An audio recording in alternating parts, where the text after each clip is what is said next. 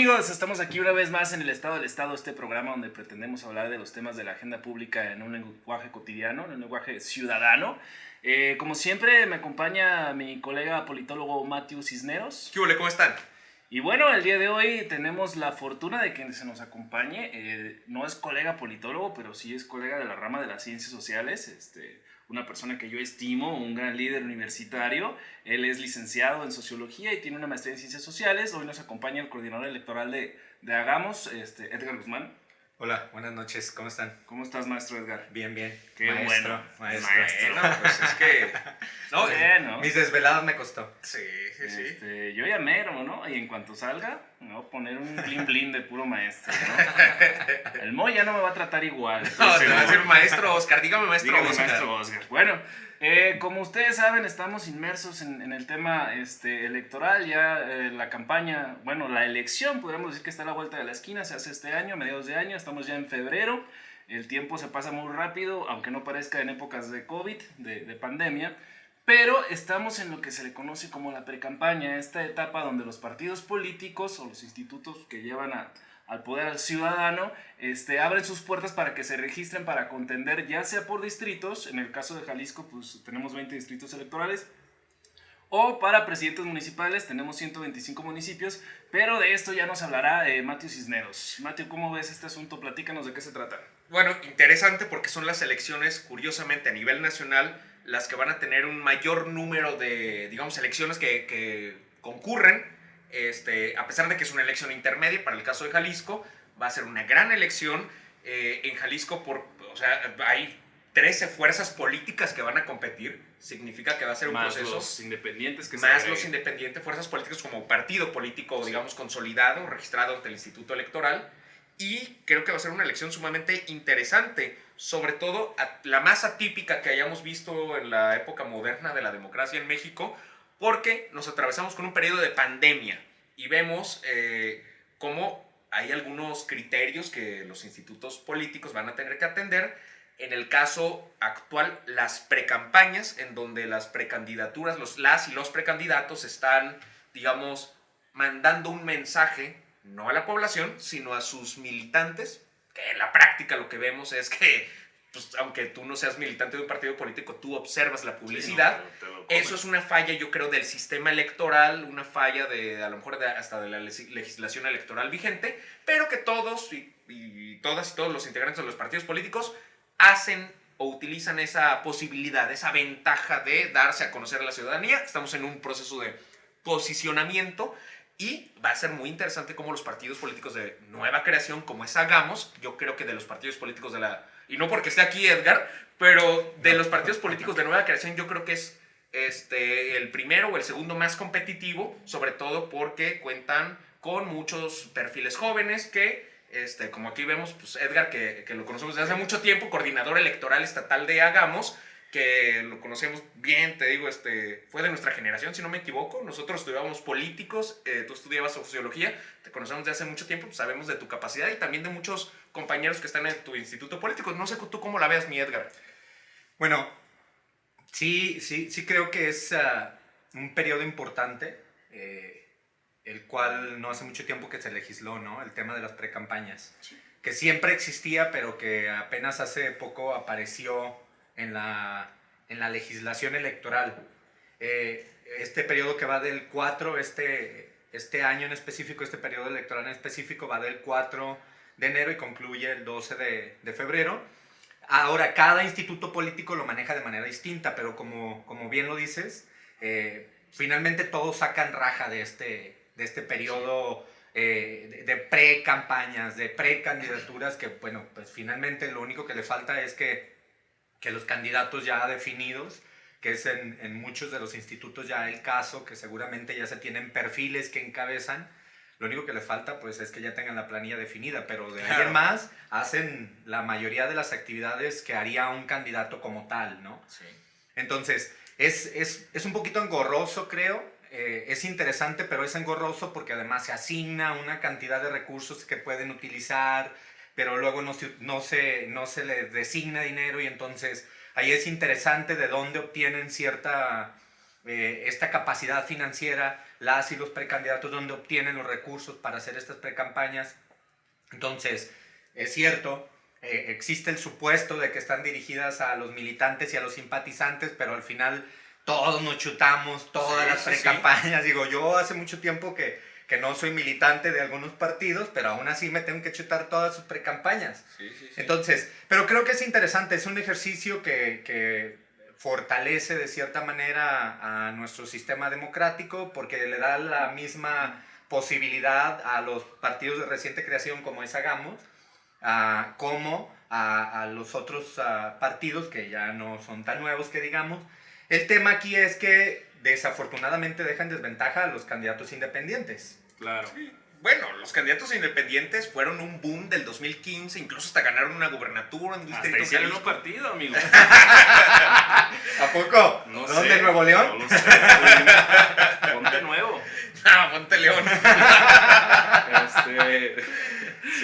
Sí, es algo interesante, ¿no? El asunto de que vemos donde avientan sus cartas los partidos. Hay algunas sorpresas, hay algunos sorprendidos, en algunos casos ya decíamos, ¿para qué? Si sabemos lo que están jugando, ¿no? Sí. Nada más le están ganando más tiempo al electorado. Creo que este periodo de precampaña no fue tan tortuoso como en otros casos, porque la pandemia no les permitió salir a las calles a estar chingue y jode como era en otros tiempos, ¿no? Ahora fue mucho en redes sociales, seguimos el bombardeo más o menos, pero yo no la sentí tan como en otras veces. Otras veces sí era como de, ay, güey, otra vez va a salir publicidad dirigida para militantes y simpatizantes, ¿no? Vota fría, cabrón. No, otro partido, el que sea.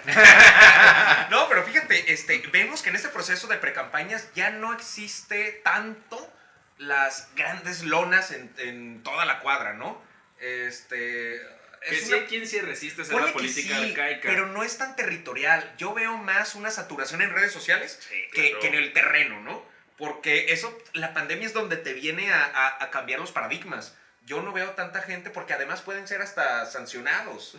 Sí. En algunos casos, sobre todo cuando haces brigadas, cuando exige conglomeración de personas. Sí. Por supuesto que te cambia. Eso limita la actividad proselitista en tierra de las precampañas, lo que obliga a los partidos políticos, aunque sea precampaña y precandidaturas, a ser más creativos a través de la digitalidad. ¿Cómo ves eso? Tú que lo ves desde adentro. Pero además creo que las redes sociales como Twitter o como Facebook tienen de bondadoso lo que tiene mi WhatsApp. Que finalmente son los contactos con quien yo tengo que me aparecen en mi pantalla. O sea, afortunadamente, digo, y para utilizar estos espacios como comercial, efectivamente en mi línea del tiempo, tanto de Twitter como de Instagram. ¿Cuáles son tus redes para que te sigan? Cierto, Edgar O. Guzmán en Facebook y Edgar Sociólogo en Twitter y Edgar Guzmán en Instagram. No soy tanto de Instagram. Pero no, la cuestión es que, y sé que es uno de los temas que tenemos más adelante, pero las redes sociales afortunadamente permiten o no, tienen la virtud de que nos aparece la publicidad o los mensajes dirigidos en aquellos espacios en los que nosotros participamos más, ¿no? O sea, lo que anteriormente si yo transitaba por una calle, pues como dices, me tenía que chutar sí o sí de todos los partidos. Claro. Y en las redes sociales afortunadamente existe la virtud de que si tú quieres bloqueas a un partido en específico y te deja de aparecer eso. Creo que sigue siendo un periodo de ajuste. Creo que se utilizan estos tiempos de precampaña mucho más como para hacer ajustes al interior de los institutos electorales que para llegar a la población. O sea, finalmente creo que se utilizan estos procesos de precandidatura y de las precampañas para que los precandidatos y las precandidatas puedan demostrar el músculo que traen. Sí. Hay un reto. Espero que todas y todos los precandidatos aprovechen este periodo de precampaña para entender la nueva realidad que estamos viviendo. Sí, claro. Cosa que no lo veo, ¿eh? No lo veo. Situaciones. De hecho, me parecía muy, muy, muy interesante ver algunas cosas. Ya no se ven, como tú dices, las aglomeraciones. Y aparte se ve algo muy curioso cuando tú ves en Facebook que dice publicidad pagada por tal cabrón, ¿no? Sí. Incluso ahora tú puedes rastrearlo y ver cuánto se está gastando. De hecho, ahorita que decíamos lo de Nuevo León, de Samuel García, él le pegaron durísimo porque vieron que le estaba metiendo una millonada de billetes a sus redes sociales. O sea, la arena electoral que en otros tiempos pues se hacía con la marcha de Zacatecas en el barrio, ahora ya pues es el Facebook y es el Twitter, ¿no? Y el Facebook un poquito más relajado. Twitter Otra vez contra el PRI, ¿verdad? Hoy la traes contra el PRI, ¿verdad? Pues es que dice, no me voy a meter en problemas. No van a obtener... Es decir, va por México. No, pero fíjate, está muy interesante lo que dices, porque incluso si este programa lo queremos pautar, va a venir que tú metiste de tu bolsa. Sí, me dijeron que no dijera elecciones en un programa, lo dije como 17 veces. Elecciones, ¿no? Así me madré al Moy. Que no digas elecciones, Oscar. Tirando hueva. Sí, pero es muy interesante cómo, digamos, las reglas de los contenidos que tú emites como... En este caso, pues no es un partido político, es un espacio en donde intentamos dialogar acerca de temas públicos. Pero de todas formas te restringe Facebook, te restringe Twitter, te restringe YouTube cuando tú quieres emitir publicidad. Porque estarías presuntamente incidiendo en posturas electorales, ¿no? Sí. Los propios partidos políticos están limitados ante su margen de publicidad. Y mira, vamos a conectarlo de una vez, vamos a hablar de eso, porque ya lo mencionó ahorita Edgar y lo estás mencionando tú, que creo que tenemos que analizar este asunto y es la capacidad que tiene la iniciativa privada, que es la que maneja las redes sociales, para limitar, por ejemplo, sus actos, que puede ser de manera positiva, digamos, pero también puede funcionar de otra manera, ¿no? Digamos, lo vimos el caso más actual, Twitter censurando a Pati Navidad y a Donald Trump, pero antes a Donald Trump. Sí. O sea, ahí qué onda, güey. O sea, también se está transportando la arena política a las redes sociales, pero las redes sociales tienen dueño. Entonces, y es un dueño privado, no es un dueño público. O sea, es como mucho tiempo funcionó uno de los medios de comunicación, o sea, que eran un poder fáctico. Los medios de comunicación tenían la capacidad de quitar y poner. Vimos la dictadura perfecta donde sacaron algunas estrategias. Ahora ese terreno se transporta a las redes sociales y entonces veo yo ahí como, ay, me da un cierto cringe de, ay, cabrón, o sea, ¿por qué si nosotros hacemos elecciones no nos dejan que la gente sepa que nosotros estamos hablando de eso? Pues no quieren que la gente se entere de los temas políticos. Digo, lo que necesitamos es cultura política, lo que necesitamos es entrarle a estos temas, ¿no? Por ahí, todavía más peligroso es que se abre la propuesta por parte del presidente de generar una propia red social, como en países, ya lo platicábamos, como en China, como en Cuba, como en otros lados. Güey, todavía más cabrón, ¿no? Si el tema lo estamos viendo y quieres ponérselo a uno solo.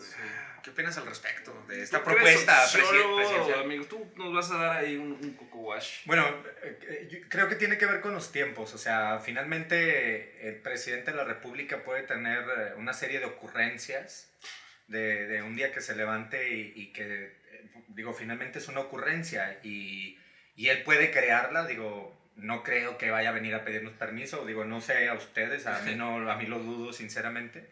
Iba a ser una votación a mano alzada por el Facebook. Pero exacto, de hecho eso las quieren para levantar encuestas. Y lo estamos viendo en Estados Unidos, digo, en Estados Unidos también hay ya algunas otras redes sociales que apoyan a movimientos que no necesariamente con los que están de acuerdo tanto Twitter como Facebook.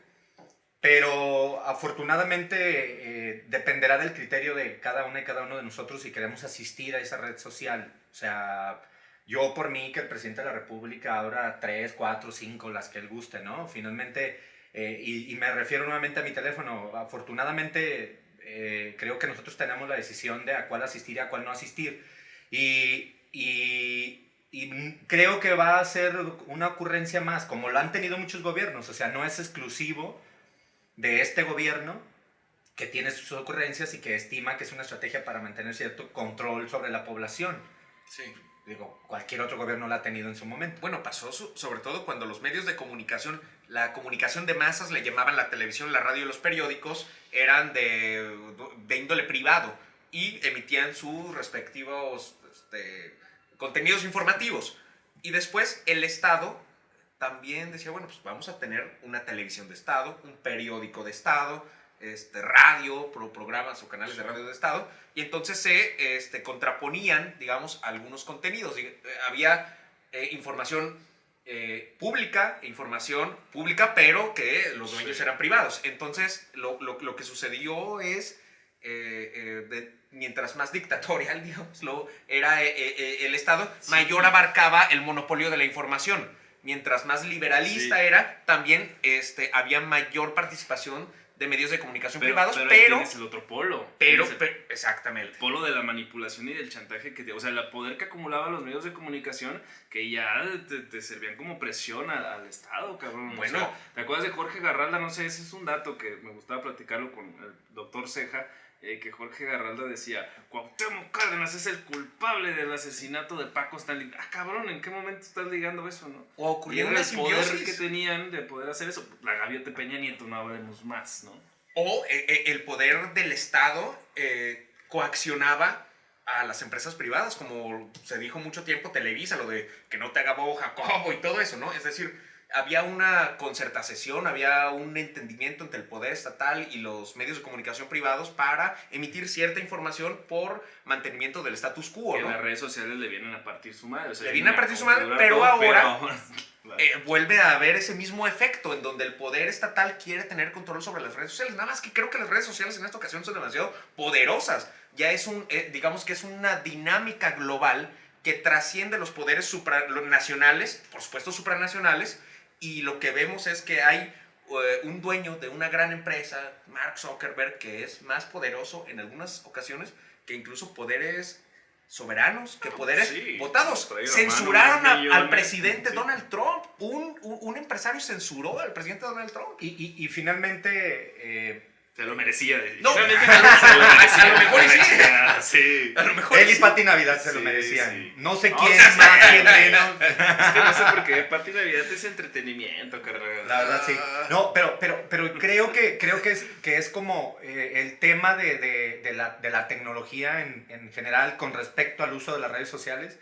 Es un poco como estas grandes represas que por más que intente reforzar siempre va a haber algún tipo de fuga, ¿no? Yo leía un poco de lo que está sucediendo allá en Birmania, que a partir de que limitan el uso del internet, descargan una app mexicana que permite enviar mensajes a través del servicio de mensajería, ¿no? Entonces, sí, creo que eso es lo hermoso de la tecnología. Güey, Reddit, ¿viste el caso de Reddit? Precioso, güey. Exacto, Ciudadanos con organizándose GameStop, para con plantar AMC. su madre a Sí. la bolsa de valores, güey. Sí, O eso sea, fue lo rico, increíble. güey. Eso estuvo, no, hermoso, o sea, fue así de... ¿Qué? O sea, el mercado es libre nada más cuando te beneficia, cuando no ya... Porque hubo repercusiones, Robin Hood que hicieron literalmente... Se pusieron de acuerdo, hicieron nomás un dijeron, hackeo. vamos a meterle la... Sí, hackearon el Fue sistema. encontraron un bug, un error en el sistema, lo explotaron y desestabilizaron todos sus ahorita mecanismos. ya Wall Street Sí. ya está así, ay cabrón, pues vamos a meterle ahí los limitantes. Eso son de las cosas positivas. Claro, no, bueno, pues, la cuestión es que finalmente Claro. se trata Sí. de encontrar de la misma manera que en ocasiones los partidos políticos encuentran ciertas lagunas en las cuestiones legales, pues ahora los ciudadanos tenemos la posibilidad y hasta la obligación de buscar esas lagunas en Y la el tecnología. ejemplo en la primavera árabe, por ejemplo. O sea, Una revolución a partir de redes sociales, a partir de imagínate. redes sociales. Hay un chingo de poder, carnal, pero ese poder no voy a decir Bueno, nada porque híjole. no quiero que me bloqueen mis redes sociales. Tengo 7 seguidores en Twitter y oye, Que no pueden quedarse sin memes, sin contenido. oye, y 2 tienen letras árabes en su nombre y no tienen foto. Pero les juro que son legales. No, pues está cabrón este tema. Creo que va a estar muy interesante porque, digo, conectando los temas, estas elecciones que se van a dar, yo creo que pues, ya vimos que la calle no se puede permitir tanto por las cuestiones de pandemia. Aunque arrancó, otra vez conectamos la red, arrancó la campaña de vacunación para mayores adultos de 60 para arriba, Sí. pero se cayó la página. Entonces, hay un montón de cosas que dices, güey, debemos de estar, yo creo que ahí está la cuestión del futuro, güey. Es como una revolución industrial, pero ahora tiene que ver con cuestiones tecnológicas. Sí, lo que creo es que esta elección va a ser sumamente interesante y yo lo mencionaba hace un rato que yo sí veo que hay un gran rezago entre las y los precandidatos de manera general en entender la nueva dinámica a la que nos está obligando esta situación, que parece sumamente trillada, ¿no? O sea, a la cual, a partir de que es tan cotidiana, con la cual convivimos pues todas y todos los días, pues finalmente nos hemos familiarizado ya y la hemos dado por hecho. Pero sí creo que los institutos políticos, los partidos políticos, los precandidatos y los institutos electorales estamos muy retrasados en el tema de entender las dimensiones de esta elección. Sí. Por ahí platicábamos el hecho de que se ha barajeado hasta la posibilidad de que se tuvieran que retrasar y luego por ahí sale el subsecretario. Alguien dijo, ¿verdad? Sí. A decir que Gatell. no. Bueno, Gatell El doctor Hurtado en una columna propuso Sí. de que posponerlas, güey. O sea, no hay Posponerlas. condiciones y como en la FEU, muchachos, ustedes me entenderán. No hay condiciones, se pospone o No sé de qué me hablas. Sí. No sé de qué me Es hablas. Matthew Revientaurnas. Él me dijo, chingados. pégale en la esquinita para que... no se crean. Jamás. Matthew es persona de bien. Sí, No. pero justo eso. La verdad es que el hecho de que existan voces, al menos en periódicos de circulación local, que dicen que sería bueno posponer una elección, significa que vaya, hay un fenómeno que no se está entendiendo del todo. Sí, claro. Que Se hay está voces quedando rebasado, divergentes, güey. que en otros países han pospuesto elecciones, que en algunas las han Sí. hecho con pocas restricciones, que hay, por ejemplo, el tema de Vietnam, que tienen menos de 100 muertos, 100 fallecidos, lamentables por supuesto, Pero no tienen elecciones. no, bueno, Es un y régimen tienen, por supuesto, un sistema autoritario que impide que ingresen personas al país y que salgan. Y es decir, pero tienen menos fallecidos. Aquí ya llevamos más de 150,000 fallecidos, que es lamentable. Claro, pero entonces estaría la dicotomía. ¿Qué prefieres, güey? ¿Un país con libertades o un país que en Con una seguridad, pandemia seguridad te otorgue en la términos seguridad, güey? Pero... de seguridad pública y en términos de seguridad. cabrón. ¿Y qué tal si no es eso y es manipulación de datos por parte del control que tienen los gobiernos? Bueno, ya te No estás sé, metiendo más. Yo me estoy poniendo paranoico, No, A mí me echó una llamada. Ya me empecé a dar nombres. No sé si ubican a Noam Chomsky, pero me habló en la mañana y me dijo que estaba. No, pero además es interesante.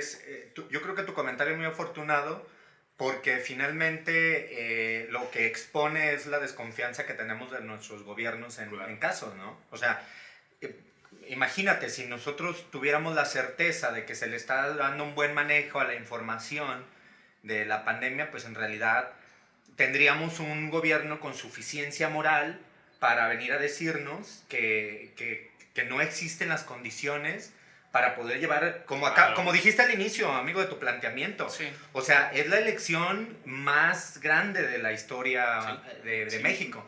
Entonces, hay que entender las implicaciones en términos de la pandemia, de lo que eso implica. Entonces, digo, lo vamos a comenzar a ver hasta que comiencen las campañas en abril, pero yo sí veo muy retrasado el tema de tener claro el rumbo hacia donde se dirige esto, de todas y todos los actores, ¿eh? Sí. No estoy excluyendo a nadie. Sí, no, está complicado. ¿Cómo vas a exponer a los ciudadanos? Por ejemplo, hoy salió el dictamen que los que van a contar los votos son los que hayan nacido entre junio y agosto con el apellido de letra A. Sí, ¿cómo vas a exponer a esas personas en plena pandemia? O sea, de por sí el ciudadano dice, ay, me tocó ir a casilla, ay, qué hueva, ¿no? Vamos a tratar de declinar esto, ¿no?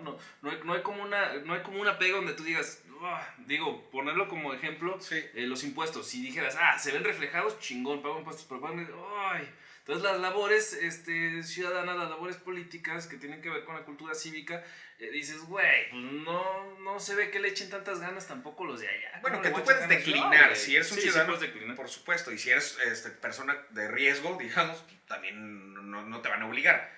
Pero porque vivimos en un sistema liberalista, democrático y todo esto. No, a lo mejor con falta de gobernabilidad y lo que tú quieras, pero sí vivimos en un liberalismo, No, sí, vivimos claro, en democracia. Y lo que yo creo es que vivimos en un tiempo en donde creo que nos está faltando la capacidad de interpretar la escasez de la intervención del Estado para beneficiar huecos que a la población se siente urgida. Sistema de salud. La pandemia nos exhibió. Sí. La capacidad de organización de los institutos electorales, de las reglas, de los partidos, de los gobiernos. Todo, güey. Nos falta un Estado benefactor que le otorgue, en momentos de crisis donde la economía no está reactivada, el potencial para poder subsanar la economía local, nacional, etc. No, o sea, el Estado se ha quedado muy rebasado sobre los sectores privados, y los sectores privados prefieren despedir gente que ganar la utilidad del mes, ¿no? La verdad. Y ya hace falta un Estado que pueda regular eso. Yo tampoco estoy diciendo que vivamos en estados totalitarios, pero creo que tiene que existir un equilibrio en donde el Estado sea fuerte como para garantizar, por lo cual fueron electos, que es seguridad, que es salud, que es economía, y tiene que haber las debidas libertades de las y los ciudadanos como para poder manifestar sus inconformidades, etc. Es un equilibrio sumamente difícil, y creo que esta pandemia está exhibiendo en pleno proceso electoral, en pleno tránsito de un nuevo poder político, en principio, el Congreso Nacional, que es fundamental. Hasta dónde nos venimos a meter, desgraciadamente nos consume el tiempo, pero sé que es muy difícil generar una conclusión a partir de esto, pero sí me gustaría que la generáramos, porque aparte, ahorita me voy a dedicar a convencer a Edgar de que grabemos otro programa con otro tema. Un gusto. Esta Muchas gracias. Es tu casa, amigo. Gracias. ¿Qué conclusión te merece? ¿Qué nos dirías? ¿Con qué nos quedamos? Están rebasados los institutos electorales, los gobiernos y los partidos políticos por la situación de la pandemia actual. Rebasados. Y desafortunadamente no hay este gran acuerdo nacional en el cual tanto los gobiernos como los institutos electorales como los partidos políticos estemos trabajando en delinear cuál va a ser el esquema de trabajo y de las próximas campañas y de la votación el día de la elección, el 6 de junio, desafortunadamente. Pues si se puede, vayan a votar con las medidas, y si se hacen las elecciones con medidas, pero vayan a votar. ¿Tú qué nos dices, Mateo? No, coincido, nada más añadiría que también los resultados de las elecciones van a ser sumamente importantes porque es la continuidad del Congreso en donde todos los digamos, propuestas presidenciales o se van a ser avaladas. Al parecer hay voces donde dicen que el Congreso es una oficialía de partes del poder presidencial. Yo creo que no es tan así. Sí ha habido debate, sin embargo la gran mayoría aplastante de Morena ha hecho que todo pase. Y creo que la alta participación ciudadana tendría que imperar en este proceso electoral. Yo veo difícil la alta participación ciudadana. Creo que la pandemia va a afectar. Creo que también la incertidumbre sobre cuáles van a ser los criterios también va a afectar. Siento que tantas fuerzas políticas, 13 aquí en Jalisco, creo que son 12 o 10, no te creas, son 10 a nivel nacional, también confunde mucho al ciudadano y esperaría que hubiera alta participación ciudadana. Creo que no lo va a haber. Va a estar interesante de todas formas. Pues miren, ya nos quedamos ahí con estas perspectivas. Miren, no me queda más que abonar. Sí quisiera invitarlos a que nos sigan en las redes, donde pueden ver nuestros videos, es obviamente en la página de Facebook. Y también tenemos un Twitter y un Instagram como Edgar, para que veas que andamos con la chaviza al 100. No tenemos TikTok, pero Sazón va a salir en TikTok próximamente, a nombre del Estado del Estado. También nos pueden checar en el podcast. ¿Dónde nos pueden checar? Sí, Spotify, Apple Podcast y Google Podcast. Todas las plataformas. Y recuerden, hoy no vino Jonathan Bretón porque trae unos asuntos ahí de la academia que le exigen mucho. Él quiso estudiar en el centro una maestría, ¿no? Y pues sí, anda muy atorado, pero él va a seguir publicando contenido en las webtulias que son a distancia, y pronto lo tendremos de vuelta aquí en el Estado del Estado. Te agradecemos, Edgar, haber charlado con nosotros aquí. Es la mejor de las suertes en tu proyecto, en tu empresa. Gracias. Esperemos. ¿Cuál empresa? En el término militar, una empresa es una misión que tiene. Ay, no. ¿Quién va a decir que los partidos son empresas? Bueno, por favor, hay que meterle a la cultura cívica y hay que hacer algo con este país. La democracia que tenemos no es perfecta, pero es mucho mejor a lo que teníamos hace 100 años, hace 200 años, y ni se diga, cabrón. El avance ha costado mucho sudor, mucha sangre, y la verdad, no estamos para echarnos para atrás, hay que darle para adelante. Muchas gracias a todos. Gracias. Saludos. Gracias.